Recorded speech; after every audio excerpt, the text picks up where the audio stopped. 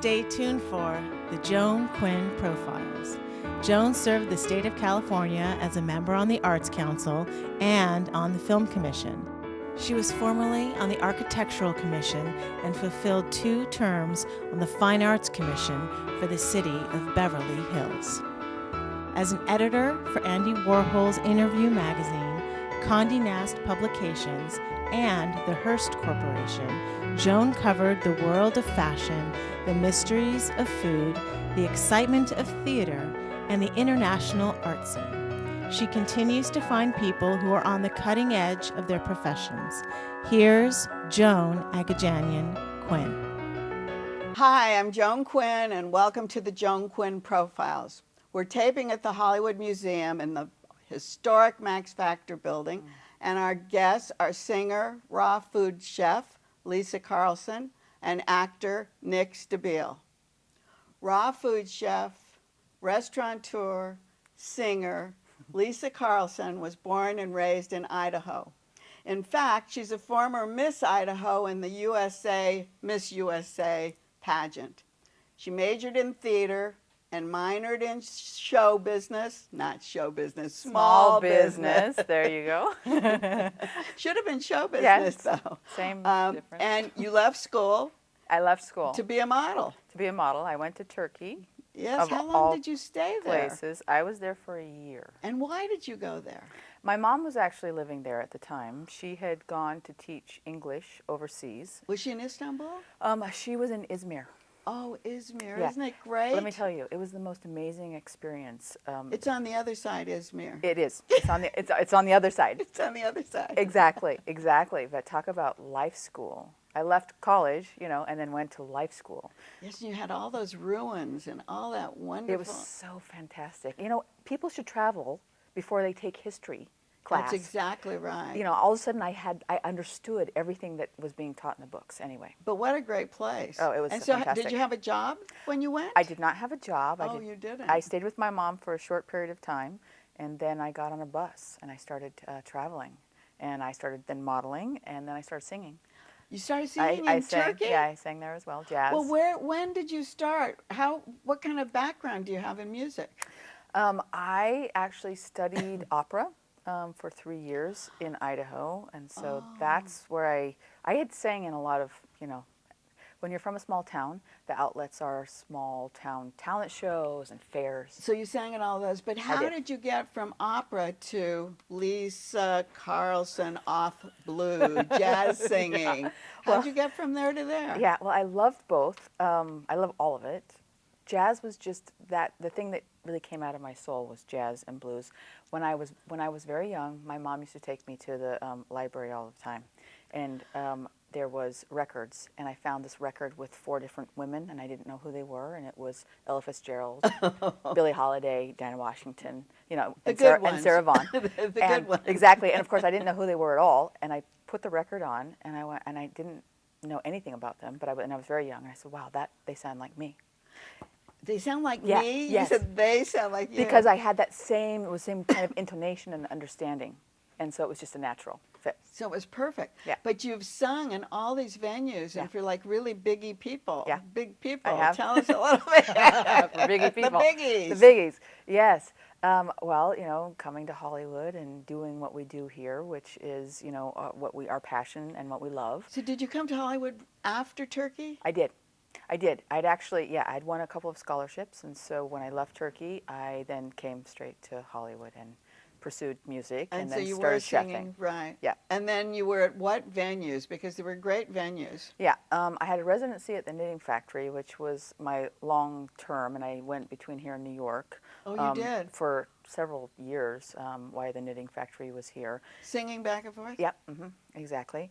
And then, I had different residencies, 3 of clubs, Louis XIV. I'm sang at House of Blues. All the places that we do, Hollywood Bowl, all of the stuff, and went on some tours. And that was a great career. I was doing really well in the context of. Yes. I was highly respected by my peers, which I loved. Yes. And that's why I got to sing for a lot of the biggies, but I wasn't eating. Drop a few biggie names. Sting. Sting, yeah.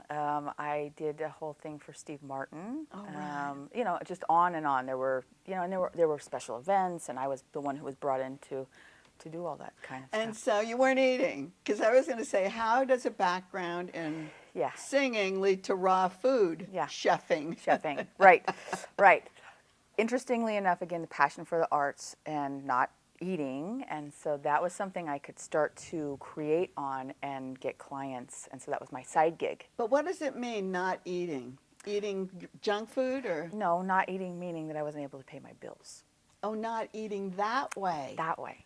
That way. I'm glad I asked. Yes, not eating that way. You know, it's interesting that you... And yeah. singing and all those things that you were doing and not... It was still just, you know, it was just paycheck to paycheck and gig to gig and just, you know, the same kind of thing. You get that little bit and you're already behind on... So you always have to have something on the side. I know a lot of, like, ballet dancers will make jewelry or do catering. Exactly. That's and exactly correct. So that's what you were doing? So yes, so then I went into another entrepreneurial, right, as opposed to something stable. Which you were taking small business instead of show business, right? In school. Exactly. And so what happened? Raw food, is none of it cooked? None of it is cooked. Nothing? Nothing. And I'll tell you, one of the things that I did do when you mentioned not eating, when I was modeling and when I was performing a lot, there were times where I was not eating. Not only not able to afford, but also to fit into the little things that we do and all of that kind of stuff. You mean clothes and things like that, really? Exactly. And so by starting raw food for myself many, many, many years ago, I've been doing raw food for 25 years. Oh, it is? Yes. It is that long? Wow. I actually helped pioneer the whole movement. But why didn't you just get into something else if you were going to do food? How did you get into raw food? Raw food. Oh, maybe because you were like backstage, you couldn't cook. No, I don't know. No, because I was very interested in health and keeping, you know, doing the best, you know, keeping my instrument as you know, all of that stuff. And so through that, then I started doing the raw food, and I realized that food could be my friend as opposed to my enemy. And so then as I started doing it for myself and I could fit into all my little outfits and eat at the same time, I would take it on set, or I would take it on, you know, in the studio or whatever. Nothing, you didn't need refrigeration or anything like that? Well, you know, I'd just make stuff for the day and I'd take it with me. That's what I mean, and so it would be okay because it wasn't... totally fine. And then everybody started wanting to eat my food. And then that's how the whole thing started. I started doing dinners for friends, and that happened to be, you know, the Red Hot Chili Peppers and Rick Rubin and, you know, all the people who would come to those. You? Yeah, they'd come to my private kind of friend dinners, and Alicia Silverstone, you know, just all the people I'd worked with, and it kept building from there. So how does it taste? You use a lot of herbs and flavorings? I am so spoiled. It tastes brilliant. Oh, of course. When it's done right, it's better than any, and you can have everything. But it must take forever to prepare. Well, I've gotten good. I've gotten really good at shortening that time, but definitely if you're doing something more high-end and gourmet, it is definitely preparation heavy. And then it is preparation. Why? A lot of chopping? A lot of what? A lot of makes blending, it so? a lot of dehydrating, a lot of soaking, and it's kind of to layer it, to get really gourmet, high Hoyt cuisine, you do a lot of layering, and so that takes a lot of different kinds of preparation for several days to get different textures. And layering in what way? What would you layer? Layering, for example, if you're going to do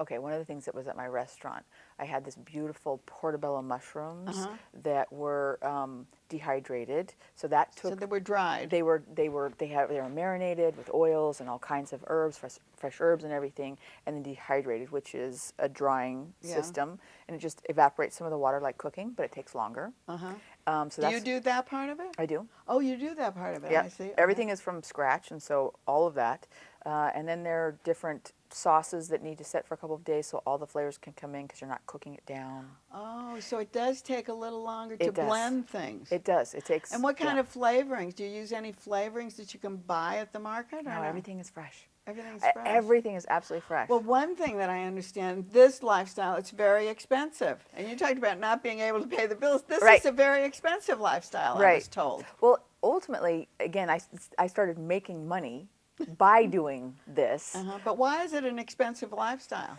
You know, because everything is organic, everything is fresh, everything is made from scratch. If everybody was cooking absolutely from scratch and whole foods, then it would be more expensive a little bit for them to eat. But what happens innately is you don't eat as much. Oh. And so you're healthier, you know, all the things that we want, those things start happening, and then you don't have to eat as much because your body gets all the nutrients. One thing that you've started is a whole food pharmacy. Yeah. What does that mean? Whole food pharmacy is something I do for high-end clients or clients that is liquids that have all kinds of things combined, including precious gemstones and gold and herbal, medicinal things. Medicinal. It's called a medicinal food, you It say. is. It is. And that's why it's pharmacy, Yeah, PH. because it's, absolutely. That is PH correct. instead of farm, Right. but it could be both ways. It could be both ways, exactly. Or you could even, for pH, it could be pH balance. Yeah. So you put all these different things in them, and they're drinks, and you wouldn't eat with those drinks, or what would you do? I suggest people they can either fast, because some people are doing that as a cleanse, or just to implement it into their already existing diet. So you created this raw body bar. Yeah. Is that part of the pharmacy thing? That's the same. It's under the same umbrella. And what is it? And what is that? Is it a home delivery? It is a home delivery. People get it. It's delivered to their homes. They regenerate on a cellular level, and everybody can do it. But one of the things that I thought was interesting with your deliveries and with the way you're talking about the food you have, people can eat regular food and then still use these products? They can. So tell us about that. Because it's like getting a super high-end nutrient vitamin shot. And so ultimately, as your body's getting that, it's getting real nutrients. You stop eating just by yourself without trying to... You mean with the body bar, or with the raw body bar? So what would be in a drink? Oh, well... I mean, are they all the same? No, there's 3 different large drinks that you get that you take throughout the week, and they have many different properties. For example, there is one that is all vegetable based, which has different color spectrums. It's all organic. I mean, there's So what would be in the vegetable base? For instance, if it's going to be a green patterned water is what I call it. There's a red patterned water, green patterned water, or an orange patterned water. Right. And for example, in the green patterned water, you get all of your greens, like 25 different, but it's succulent plants and aloe vera leaves and dandelion greens and things that people wouldn't normally be eating. But it tastes amazing, and it's completely hydrating. And you can eat other food with that? You can. Okay, and then what about a fruit drink? I don't do fruit as much because it's low glycemic, so it's so people reduce their sugars. But for example, I do a chocolate drink, which is a raw cacao drink, and it's very much based on the Mayan, because they would do it for their warriors, and so it has a lot of it gives you a lot of energy and clarity and mental, focus and all that kind of stuff. But how much do you have to do that? Do you have to drink that for weeks and weeks and weeks? People a lot of times will do it for the first week of every month for about 3 to 4 months. And so again, it's just kind of like they're recalibrating. First week. So you do it for the first week, and then you just eat regularly? You do, but what happens is, again, innately by yourself, you start craving, your body starts asking for better foods. So that's raw food, you think? Oh, yes. I do. But even just cleaner food, or, people things that aren't so laden with things that hurt us. Like what's clean food? Like not fried food, probably. Correct. Things that are simply prepared, a few ingredients, lightly cooked, that kind of thing. So if you started a regime now, how long would it take you to get in great shape? Whatever great shape is. Whatever great shape is. I don't know. Right. Yes, well, that can definitely come from several different avenues. But for you to recalibrate, like I said, it takes about 4 months. And you do that for the first week, and then it really does help you change your own eating habits. So by the 4th month, you have more energy, you're exercising more, you want to be outside more. It's just, it kind of, your body, you want different kinds of things, and so you change your own lifestyle pattern. You change your own lifestyle. That is because correct. You're motivated. Correct. Do you give directions in that with? I do. When you deliver your things? I do. But it's very loosely based, because I really feel that people, everybody has different needs and wants, and they should really follow their own intuitive. But there's a loose base of, suggestions of how to take it. So your entrepreneurial thing right now is delivering food, raw food too? I haven't been. Just the drinks. Just the drinks. I see, and you had a restaurant that was just raw food. I've had, several different I had a restaurant, I had a delivery service that was patterned after the you Zone. did? I was the first one to Oh, have. after the Zone. That's what I was thinking. Yeah, I was the first one to have grab and go At the airport. at Whole Foods. At Whole Foods, because that's what they need raw at food. the airport, right? That's what they need at the food. airport. They do right. need that at the airport. It would be fantastic. That would really help Well, people. this is so interesting. I don't know if I could do that, but we like salads and raw vegetables anyway, Yeah, right? well, and ultimately, again, when you get the food, it's really gourmet food. People are always saying to me, don't you feel like you're missing out? And when you have it done correctly, you really aren't. And it's not just vegetables, and it's not just salads. I mean, I do high-end, when I'm doing the food part, there's all kinds of fantastic things that, if you want pizza, I can do the most amazing gourmet pizzas. But not cooked. But not cooked. I see. Yeah. No, my restaurant I got awards for the food. So, yeah. We have to say goodbye. Wow. Thank you so Thank you. much. And don't go away. We'll be right back with Nick Stabile.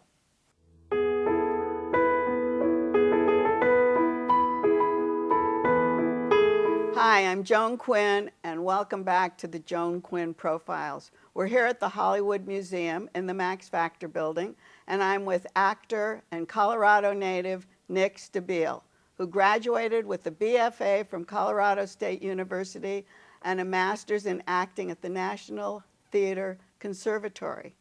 Nick was a regular on Sunset Beach, Neurotic Tendencies, and Saints and Sinners, and you've seen him in lots of recurring and guest roles in TV series. You'll remember him on the big screen in Bride of Chucky, and he's back again on the boards in Trip Back Down. Trip Back Down, which is at the Fireside Theater. Whitefire. I always say that wrong. That's all right. Whitefire. So, when did you start acting, Nick? I started acting in high school. Oh, you did? Yeah, well, I was told, listen, you either take a dance or a choir class or you take a theater class, but you're not going to graduate. So I chose the theater class. I liked it very much. I auditioned for a play, Rebel Without a Cause. Oh, James wow. Dean. I got the smallest part in the play. And from there, I thought, wow, this is really great. I really enjoy this. So you got your credits, for graduating credits, but you can't sing. You didn't do chorus. I mean, I can sing a little, but I wouldn't call But that you know, singing. there's a Stabile, a musician. Yep. Is he related to you? Dick Stabile from Right. the Tommy Dorsey Band. Right. Everyone asks me that, and I Right. don't think so. Maybe that's. I think you better start singing. Yeah. Yeah. So you spent a lot of time in TV. Mm-hmm. So you finished high school, you went to college, you studied at the conservatory, and then you went right to TV? Yeah. What happened? Well, it was at the height of the whole Aaron Spelling era, Oh, right. and it was Luke Perry and 90210, and I happened to fall into a particular category that sort of benefited in that world. And I had opportunities to go to New York with agents and representation. I had opportunities here. I even had an opportunity in Chicago, but. Was that because you had the agent who was pushing you? No. Or it was on your own? No, it was through the conservatory program. Oh, it was. When you graduate from the National Theater, you do something called the Leagues, which is so all of the graduate programs are competing for agents. Oh, so but you're auditioning at the same time, I guess. Are you auditioning for TV and No, stage? you're auditioning for an agent. Oh, just for an agent. And I see. you have to have an agent or a manager to survive in this town. And so you got Sunset Beach first? I did. I was doing the cliche sort of waiting tables, which I recommend to all actors coming to Los Angeles. It's flexible, it's lucrative, and it allows you to audition during the day if you have a night gig. And I got a job within 6 months. So we talked about these roles. They all seem to be kind of macho roles. Are they? No. No? No. I don't play the Piers Brosnan role. I play more like the nice guy role. I mean, I've played guys that aren't so nice, but Do you have to stay in shape? absolutely. I mean, in Hollywood, it's all about, walking through that door and looking great and trying to feel good about yourself and having lots of confidence and If that means you need to get on the treadmill every day to get that confidence, then it's mostly internal. But do you get on the treadmill every day? I do something every day. Do you do? Yeah, I do something. Do you run? I do like weights and I do sports and things like that. Yeah. So you were in this ABC miniseries, The Beach Boys. Right. And tell us a little bit about that. So, because that's what I was getting into. Did you have to be in shape for that? No. Were they in shape, those guys? No, I mean that's a different kind of shape. It's not. Did they drink? They drank like fish. That's what I thought. Dennis Wilson was a crazy. And, right. So what was it called? Beach Boys, An American Family? Beach Boys, The American Family. It was produced by Neil and Craig Marin at Storyline Entertainment, which is they're winning Emmys and Oscars. I mean, they win everything because they're amazing. Because I'm back to singing again. Oh, good. Beach Boys were singing, weren't they? Yeah, we were singing. So and did playing you sing in instruments. that? I sang low, and I played the drums. I learned. John Stamos taught me how to play the drums. You're kidding. So you did have to prepare for it. What else did you do? Oh, I studied their body language and their movements and home videos, and I got all kinds of information from, you know, secret tapes from the families, and it was great. And how long did it go? How long did we work? How long was the series? No, it was a mini-series. So, Oh, so it was a TV movie of the week, and it was I 4 hours, 2 nights. Oh, it was so it was a lot of work, a lot of preparation. Yeah. And Kevin Dunn played my dad, who's fantastic.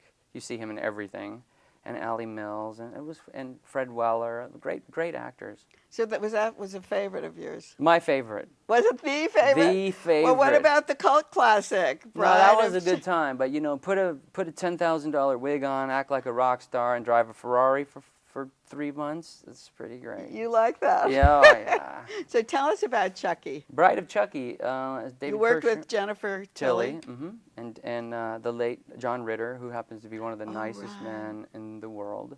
His son is doing extremely well right now. And Jason? Yeah. Yeah. I've seen him on stage. Handsome. Very good. Yeah. Great actor.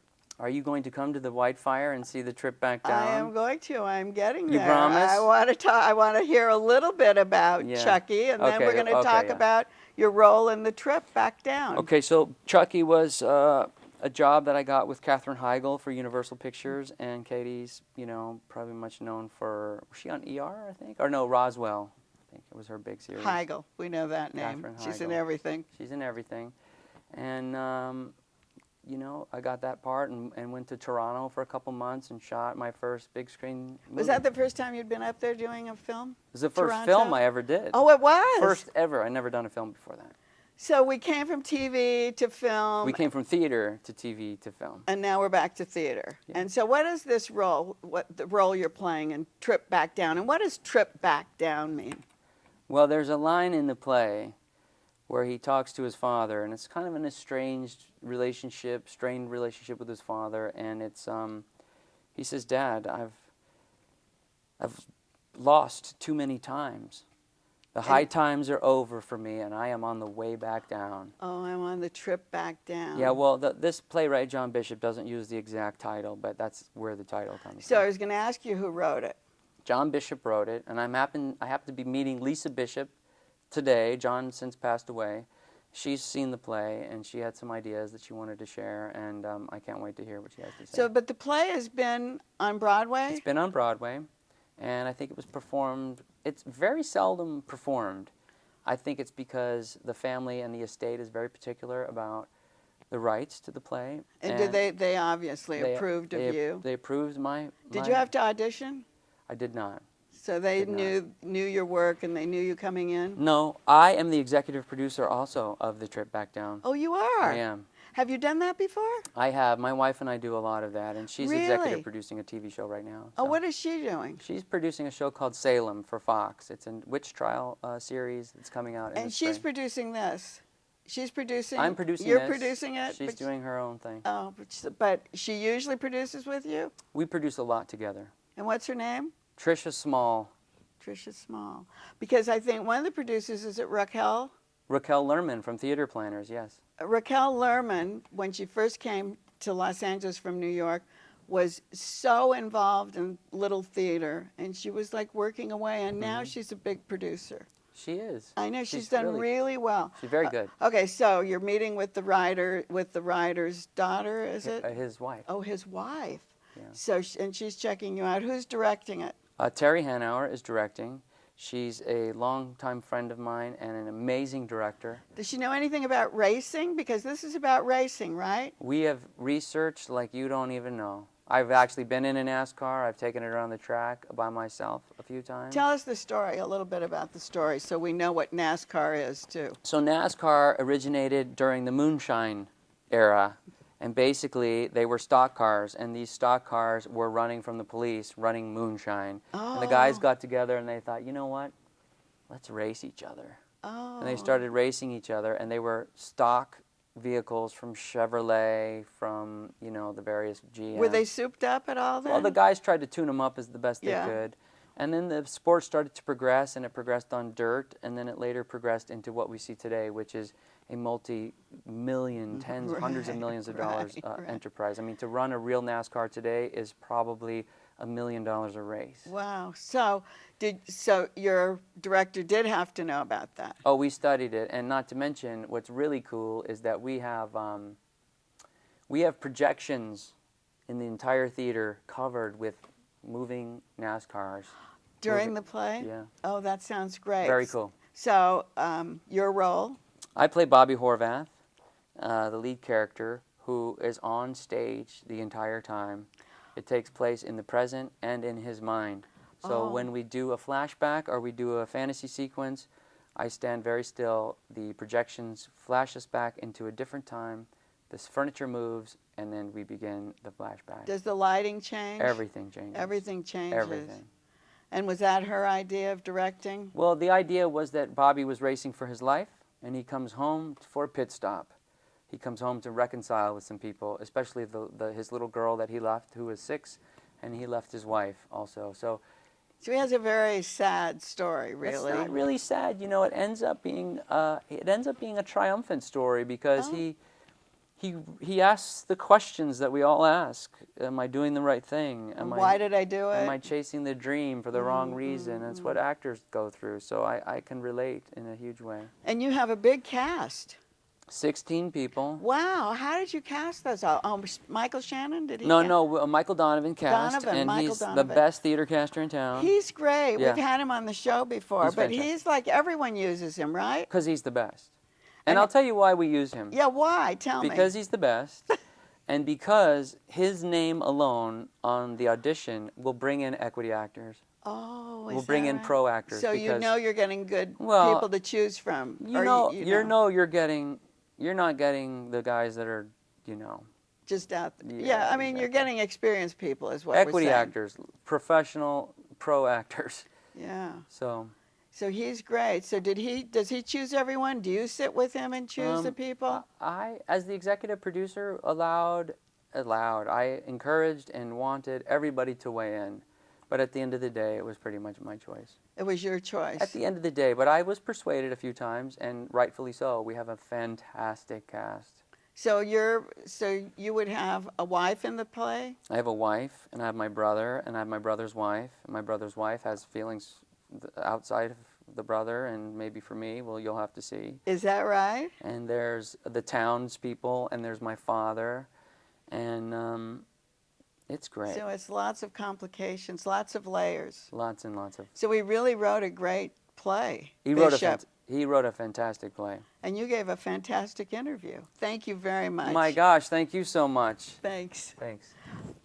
Keep writing to JAQUINN1 @AOL.com. We'll see you next time on the Joan Quinn Profiles.